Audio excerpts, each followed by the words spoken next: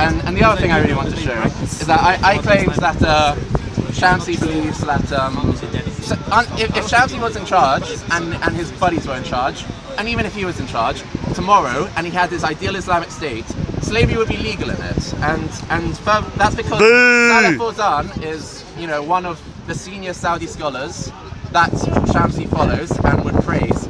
I'm sure like you'll be able to easily find video footage of him praising this guy. He's you know, Saleh Fawzan is one of the senior kind of professors of Islamic jurisprudence, and he's quoted as saying, you know, slavery is part of Islam, and you know, it's legal. It's legal under his Islamic jurisprudence. And you know, let's look at what the Quran says. What does the Quran say? It says in kind of chapter 23, verses 1 to 6, and they will have succeeded those who, and then it lists a few attributes, and it says, and those who guard their private parts, except from their wives and those their right hand possess. Those their right hand possess means slavery. So that they will have succeeded. There is no, and then it says like, and there will be no blame upon them. So how can you say that there will be no blame upon people who don't, like, you know, have sex with their slaves, unless you're condoning not only slavery but also having sex with your slaves, having sex with people who you have, you know, complete authority over. It's rape. It's basically rape. It's rape. Don't have it on. Don't have it. I would say that slavery. Biryani! Oh, racism against the Asians. I'm a biryani. There has been various. They call me Aloo Gobi as well. Jesus never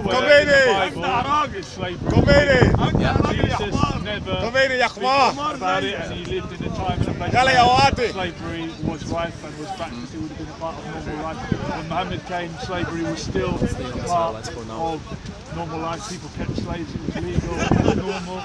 And there are things in the Quran that talk about treating slaves well. Oh, good slavery! There's such thing as good slavery. At the time, it was probably. Come on, man. No one wants to be owned. There you go. I agree. He does have a point because many people. Is it because he's ginger? No, I'm not. Oh, he's not ginger. He's not ginger. Yeah, who knows what I am. Good slavery. I should refuse to answer that question, but I'll tell you that I'm not. And he came and he said treat the slaves well. There's probably a hadith that you picked out that out of context looks bad or said he should. SJW in the house. It's one hadith that you've mentioned out of all the many thousands of hadith. And what do you mean when it's out of context? Then I mean you've pulled out one. No, but what your right hand possesses. Are you saying, am I misrepresenting what that hadith states? Am I kind of twisting it? My overarching point here is that the Quran but what your right hand possesses. I've just read out the Quran verse saying they will have no blame upon them, those who they will have succeeded, those who guide their private parts, except from those their right hand possess. And there will be no blame from them. That's in you know, the opening of chapter 23. Okay, so it's saying that there's no blame in owning slaves and having sex with them. Okay. It does say that.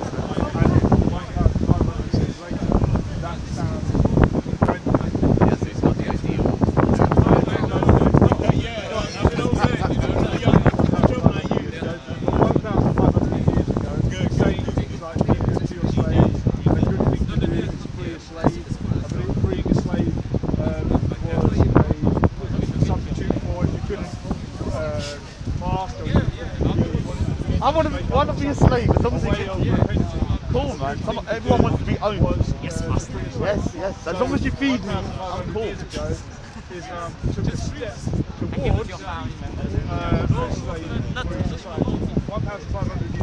need to go forward and not go backwards to how it was then. People follow the stream. So that's the doctrine that you're talking about that wants to revert back to the way Islam was in the first two generations of Islam, I think are going in the wrong direction, and they are literalists who look at the letter of the law rather than understand the spirit of the law, which is to progress and become better and be more moral. Okay, so like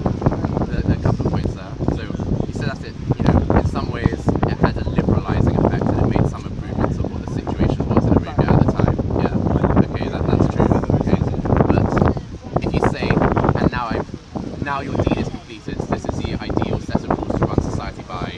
Don't innovate from this. That's a bad thing, and that's what Muhammad did.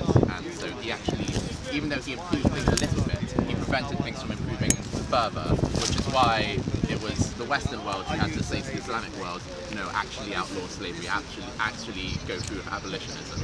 It was only when that pressure started being applied that then some Ottoman scholars started issuing fatwas saying, oh, actually, let's outlaw it now, okay? And then other parts of the Middle East, like Saudi Arabia, Iraq, Egypt, Sudan, many other fully Muslim countries, they were actually much later than the rest of the Ottoman Empire in outlawing slavery. Okay, so I think we can admit. Saudi Arabia. Yeah, 60s, yeah, and then they weren't even the last. Like Mauritania was maybe 2007 or something. But so I'm not going to say that Muhammad was the worst person ever born. Okay, but I don't think it's. You don't just say he did good for his time and leave it there. You need to look at things a bit more.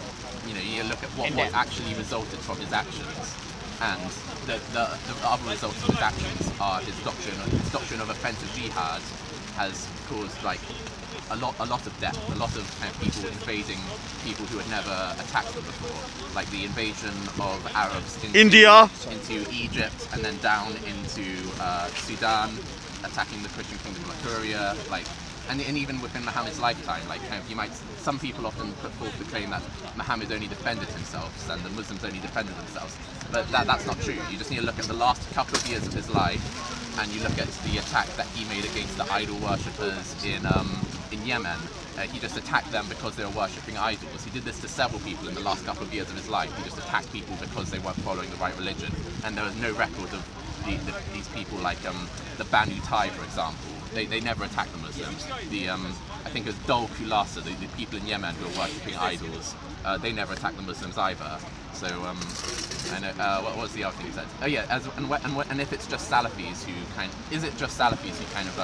are literalists and adopt this left of the law process?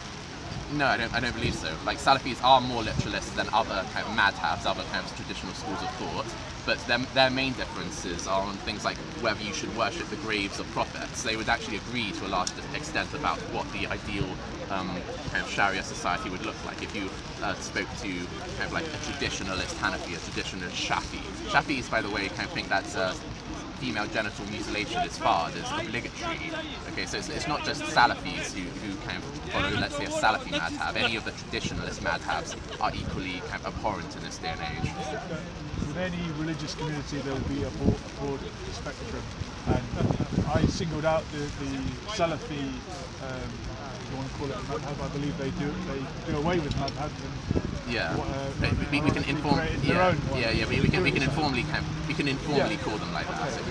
Okay. So whatever you like to call it, I singled it out because I believe they are towards the more conservative end of the spectrum, and I would prefer that people have a more liberal, spiritual understanding of their religion. And I think there are Muslims that have that, who do integrate, who look at things like, as you called it, FGM, they might call it female circumcision, and say, well, no, that's not for us. I don't know, I think it's impossible to say this is what they believe, every Shafi believes this, every Salafi believes this, because people are human beings, and I have a lot of good friends who are inspired by their religion, and they don't take it literally, and they have it in their heart where it should be, and not as a literal word-for-word instruction manual for how they interact with people. Okay. But why say that? What is Islam? Is Islam what people who call themselves Muslims do and believe collectively, or is Islam the scripture and behaviour of Muhammad and his teachings? People won't like it, but for me, there are 1.5 billion different versions. So that's the first. Okay. Well, in that case, I'd say that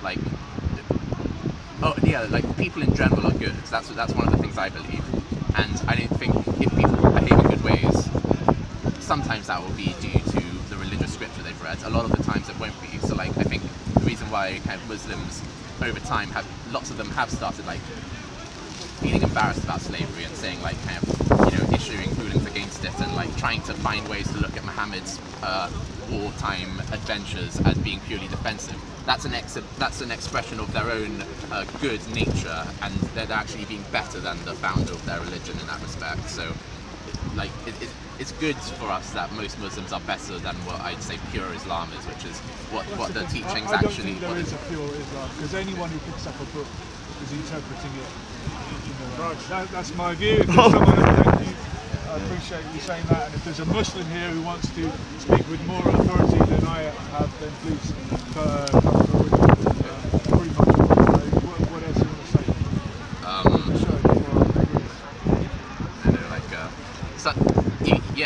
Every religion's open to interpretation, but if you kind of see something bad written down, like if you fear rebellion in your wives, then first advise them, then leave them in their beds, then hit them, and then if you try and interpret that and think, maybe hit them actually means like tap them with a toothbrush stick. Like lots of people like to think that. If you reach that interpretation, that's an expression of your decency and humanity and good nature. That doesn't come from Islam. Your morals aren't coming from Islam in that respect. If you're an open book and you're just like I'll accept as benevolent whatever the messenger of God has said, just lay it at me. What is he saying? What's the most honest interpretation?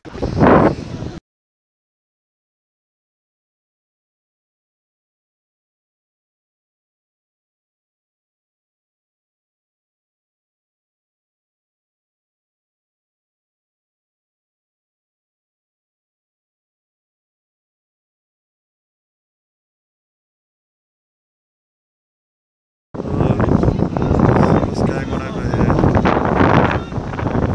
Win.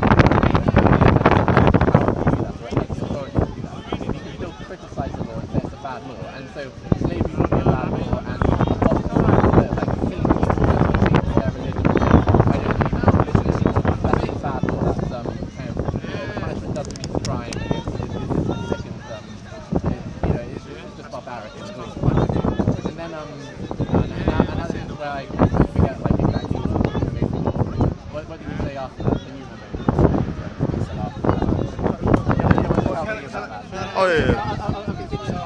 I'll try my best to remember as well. Okay, there was something a little. Can you remember what was one before the racial side? We talked about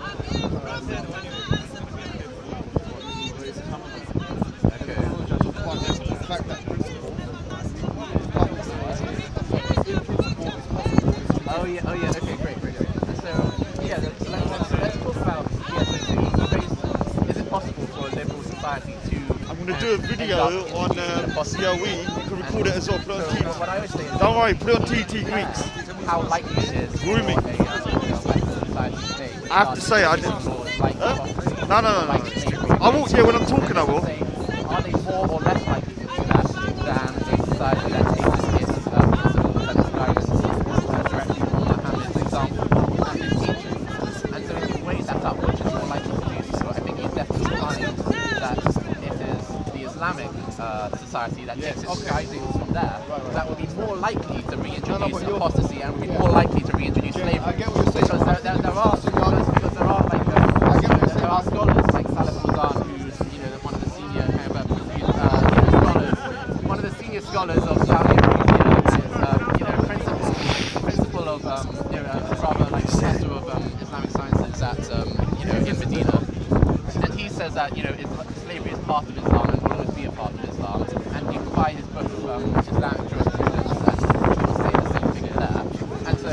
No, but I think they asked him. That was one of the people on my survey, actually. Yeah, and unless he's changed his opinion. Unless he's changed his opinion. No. Has he? I'll tell you what. I'll come back to that. Because, but what I will say to you before, can I just say? There's one other thing. So about like race, whether it's relevant to the discussion. Like it depends what we're trying to achieve in this discussion. Like if we're trying to like think about what would be best for the future, then I don't think it is relevant to this discussion. I think if we're talking about what's best for society in the future, then I don't think it is relevant to say pour it over and say like like racial issues. I mean, obviously, like we need to safeguard against racism, but like you can do that without saying, oh, you saying that as a white man that's pretty rich or attitudes like that. It had that kind of tone earlier on. Okay, and so let's see what else. So anyway, I think we just need to. I do want to conclude with like if you're going to take which is going to be the more firm and sound set of principles instead of guidelines and norms and legal systems to build a just society in the future and a fair society in the future. Is it going to be kind of the current norms in Western society today and documents like the United Nations human rights document? Is that going to be the better basis, or is kind of Islamic scripture going to be the better basis? I think it's very easy to show that the Islamic culture is inferior to producing equitable, fair, free, tolerant society that doesn't allow slavery, doesn't allow people to be murdered just for changing their religion. Can I come back to a few points, because I think what you've done there, you've done a really good job in trying your best. Okay, Big up James, man. You done well, man. You also mentioned, sorry, you A+. Kind of like the narrative of whether it was kind of the Western countries who coerced and pressured and advised Muslim countries to actually abolish slavery. And you said, oh no, that's rubbish. And I think kind of like history will. I didn't say that prove that wrong. No, I said that the time you're talking about was ironically a time where Western countries had been colonizing. Okay, yeah, that's what I said. But here's the thing though. Here's the thing though. Here's the thing though. Like you can say that the Western countries in like 1850, they did all these bad things. So who are they to say to Muslim countries to do bad things? But we can still do some good things that they did, which Muslim countries were slow to do. And so you still need to, if you're going to make the case that it is, an Islamic, doctrine to end slavery because of this verse in kind of the Quran that says that kind of some of the zakat money should go towards freeing slaves, then you need to try and account for why it is that Muslim countries ended up being so much slower than Western countries to do so. I haven't allowed you to speak, so I think I have to say, you tried your best. And Big up James, you done brilliantly, man. A+. You have made some good points, although you've made some equivocations, and I have to point them out. First equivocation that you made, you used the word good and bad. Now, good and bad on a liberal basis depends on what's legitimate and illegitimate. What's acceptable, what's not acceptable. What's mandated and what's not mandated. So if I say it's acceptable, it's mandated and legitimate on political liberalism, that you can have slaves, for instance, and I can make that argument using the social contract. If I say it's legitimate, it's acceptable, and so on liberalism, on political liberalism, to have colonies, right? Just like John Stuart Mill would agree with me, just like John Locke would agree with me, just like Immanuel Kant would agree with me, just like Montesquieu would agree with me, just like the American founding fathers would agree with me, the writers of the Federalist Papers would agree with me, and so on and so forth. Then it's a different case to make, because when you say good and bad, now good and bad is defined by liberalism if you're a liberal. Now you have different kinds of liberalism. So you have political liberalism. Now what's desirable on political liberalism might be differentiated, by the way, by what is desirable on social liberalism. Okay? And I'll give you an example of that. Like utilitarian-based liberalism, the type of which that John Stuart Mill defended and wrote a book called Utilitarianism. In chapter 4 he talked about how to prove utilitarianism. And then he talked about that which is desirable, which makes you happy, is that which is good. That's what he said. So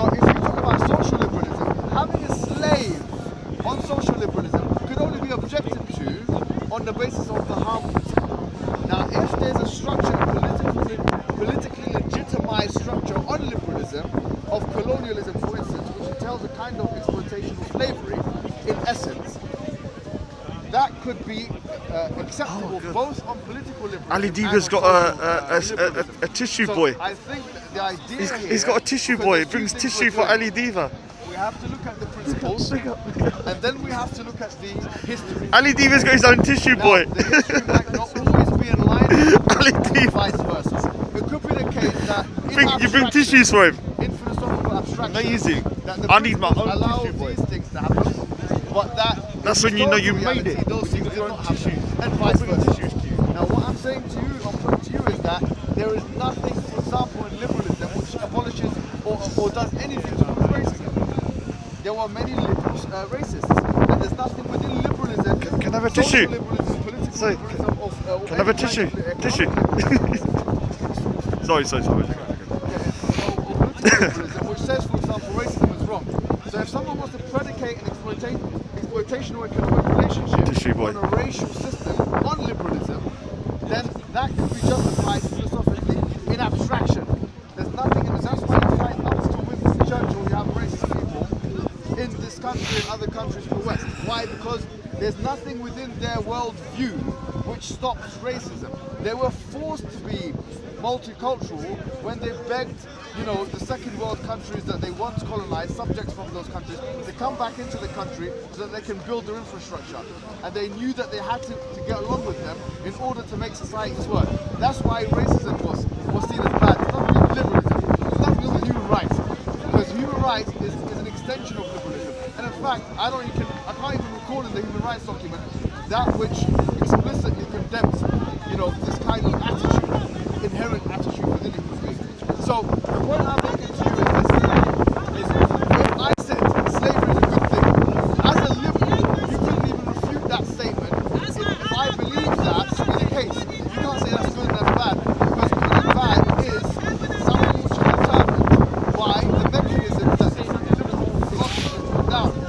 And you can't prove philosophically that is bad according to liberal colonialism is bad, colonization is bad, slavery, exploitation, relationship. In fact, you can argue.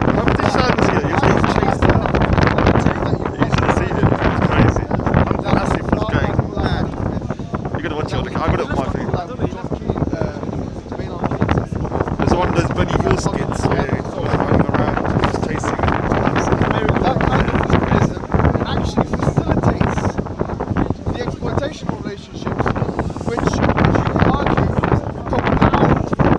compound work. I'm not going to use this term, but this relationship surplus value. Once we call it surplus value, right?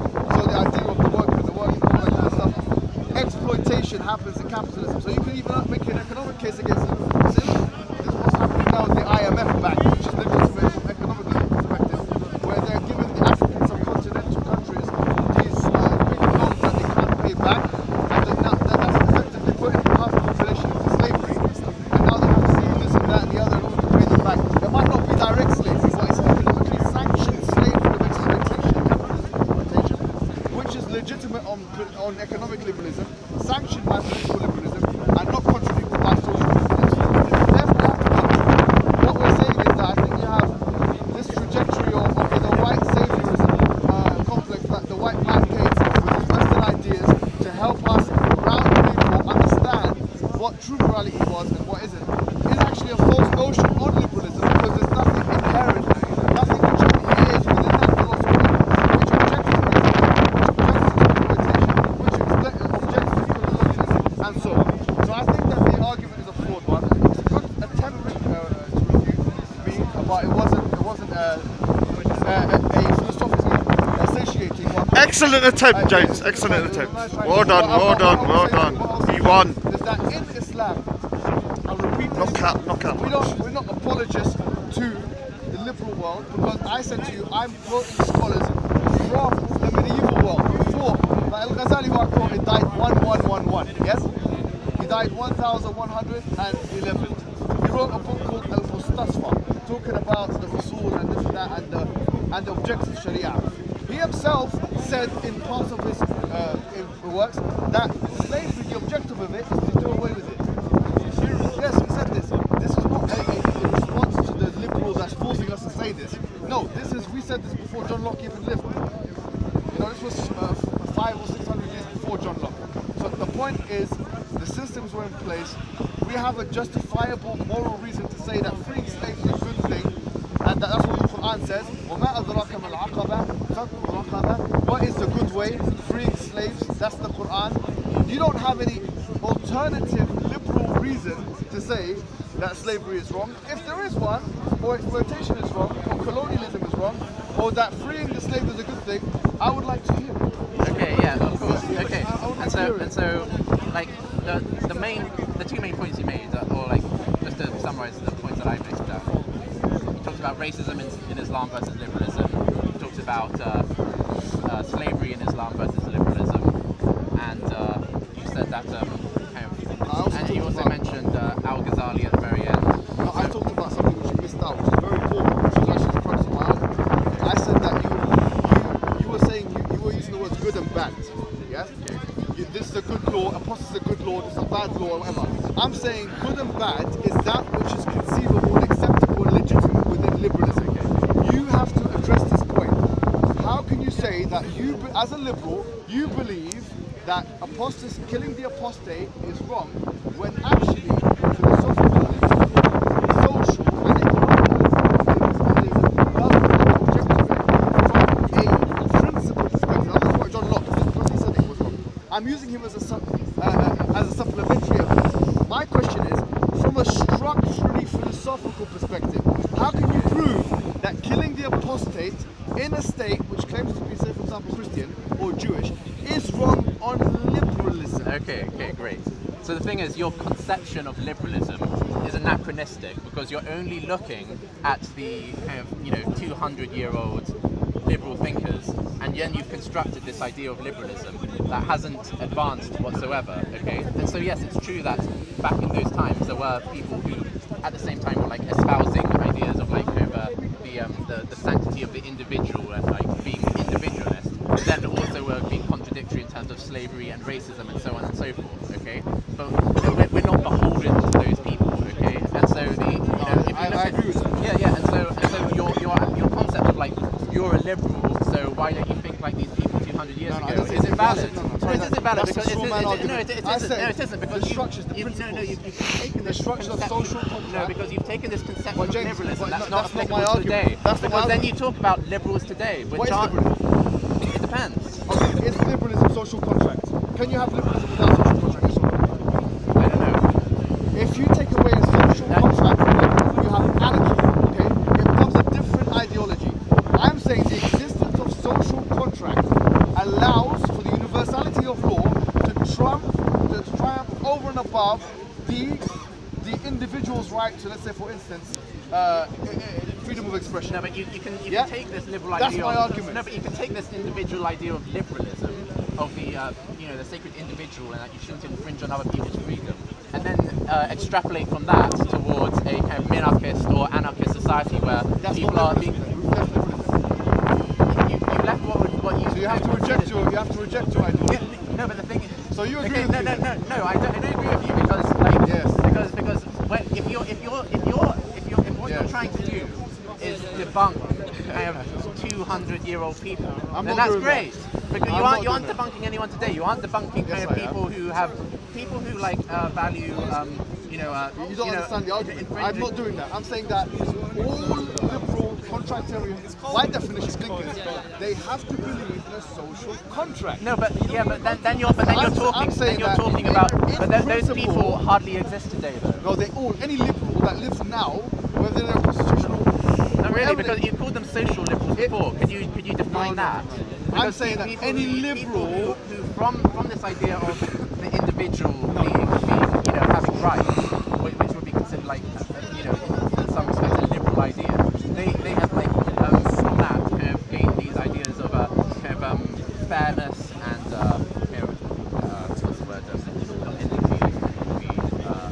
The word empathy. Yeah, they've gained empathy, like treating people the way that you would like to be treated, and so on and so forth. And what you're saying doesn't apply to them whatsoever. I'm saying, you're not understanding the argument. You managed to. Can you have a political liberalism? You managed to knock down like no, people in the 1800s who had like contradictory ideas and still managed to. Forget about those people. I'm asking a simple question. then let's forget about them. I have one question. Is it possible to have a political liberalism without a social contract? I don't know. Okay, no. Don't attack it too much. If you have a contractarian, if you have a non-contractarian understanding of liberalism, you want to promote to us, then you can do that. But what I'm saying is that my argument is it's not actually possible to have a non-contractarian version of political liberalism and maintain a full liberal character. You're anarchy. That's my idea. Which means you have no government. You might as well kill everyone, kill it. It's the law of the jungle then. So I'm saying without social contract, there is no government, there is no authority, there is no sovereign, there is no universality of law. Therefore, what is pertinent to a liberal discourse is a social contract, political liberalism. If you're saying that, you don't know, but I'm saying to you, it's my argument, that it's not possible to have political liberalism. So pretty dead. I need to just say my own thing, obviously.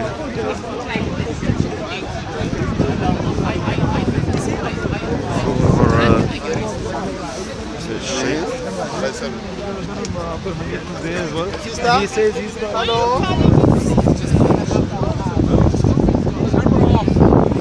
Matt, I'm gonna film you one time and put you on thingy.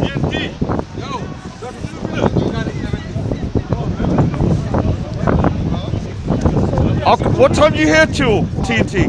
What time are you here till? You leaving? No, I need to do. I'm gonna do a little. I need to do something to the camera, and I want you to. So, you're ruining the kind of like stereotype of Indians wearing sunglasses at all time. Where is your sunglasses today? Huh? I'm an Indian.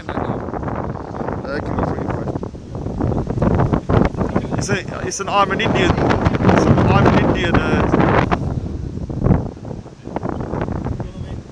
Oh, it's here. It's alright. Let's do it. Where is The battery dropped. Oh, the battery died. But mine. No. Oh. This one. Is it still going on, are they? God. I'm sick and tired of these guys today, man. I literally want to see this one. Can you not just get them to wrap it up now? No one wants to listen to something for like 50 hours. You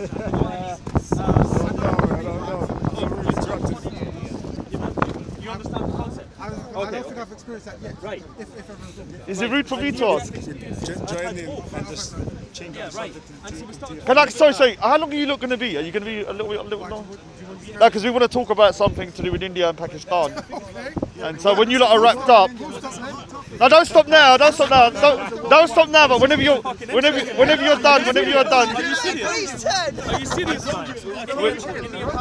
Whenever you're done. I want to know now.